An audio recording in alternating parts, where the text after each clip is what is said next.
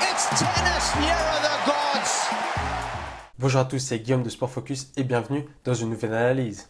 Alors pour le récap de la semaine, on va le faire en 3 parties, avec une partie concentrée sur le tennis, une autre partie sur le football et une dernière partie sur les autres événements de la semaine qu'il ne fallait pas manquer. Il y aura une vidéo par partie, du coup si tu veux aller voir les autres parties, elles sont sur YouTube ou Instagram.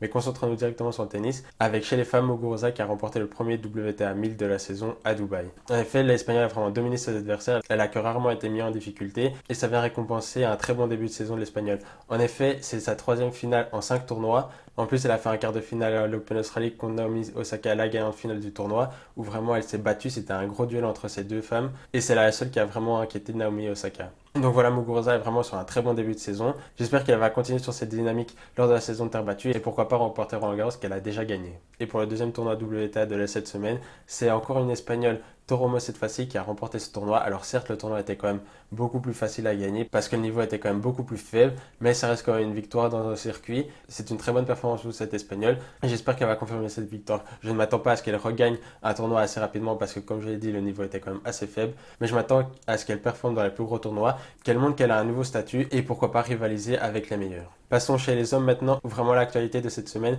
c'était le retour de Federer à la compétition. En effet, ça faisait 14 mois qu'il n'avait plus joué un match de tennis après sa demi-finale perdue contre Djokovic à l'Open Australie en 2020. Il a fait un bon retour à la compétition, alors certes il n'a pas gagné ce tournoi et c'est normal parce que ça reste un humain et il doit encore beaucoup progresser pour atteindre son meilleur niveau, mais il a montré de belles choses avec un très bon premier service, un très bon coup droit, quelques beaux revers mais quand même des revers en général assez boisés et il doit vraiment améliorer cette partie du jeu et aussi sa condition physique où il a fait 2 matchs en 3-7. Le premier match il a tenu et il a gagné son premier match, mais le deuxième match contre Basilashvili était très compliqué et la fin de match était très compliquée, surtout physiquement. Et pour passer sur le vainqueur de ce tournoi à Doha, c'est le géorgien Basilashvili qui a gagné contre Federer et qui a remporté ce tournoi. C'est quand même son 4e tournoi. C'est une très belle performance du géorgien qui a un jeu quand même très solide et très puissant et du coup quand il est en confiance, ses coups très puissants font très mal à l'adversaire, mais quand il est un peu moins en confiance, c'est quand même plus compliqué, il fait beaucoup plus de fautes. Dans le deuxième tournoi de cette semaine, c'est le Chilien Garin qui a remporté son tournoi à domicile au Chili.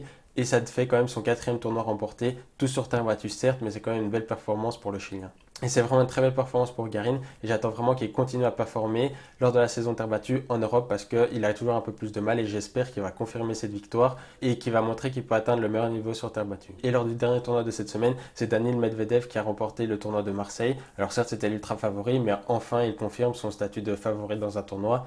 Et j'espère que ça va vraiment lancer sa saison. En effet, sa saison est un peu en montagne russe avec une tournée australienne vraiment exceptionnelle où il a gagné la ATP Cup. Il a été en finale d'Open Australie contre Djokovic où même là en finale il a quand même un petit peu déçu. Et ensuite à son retour en Europe, à Rotterdam, là il avait vraiment déçu en perdant directement lors de son premier match. Et là enfin il lance un peu cette saison avec un titre ATP et j'attends vraiment qu'il performe sur le futur de la saison, en tout cas sur dur. Et directement lors du Master 1000 de Miami qui va arriver très vite. En effet c'est une future numéro 2 mondiale. C'est vraiment un événement parce que ça faisait 15 ans que le Big Four, c'est-à-dire Djokovic, Nadal, Federer et Andy Murray étaient aux 2 premières places du classement ATP et c'est vraiment un peu une révolution où Medvedev va enfin casser cette série. Voilà, j'espère que tu as aimé le récap sportif de la semaine. Si tu as aimé cette vidéo, n'oublie pas de mettre un like et de le faire savoir en commentaire et n'oublie pas de t'abonner. Si tu veux plus d'actualités sportives, va voir mon compte Instagram Sport Focus et je vous dis à bientôt pour de prochaines analyses.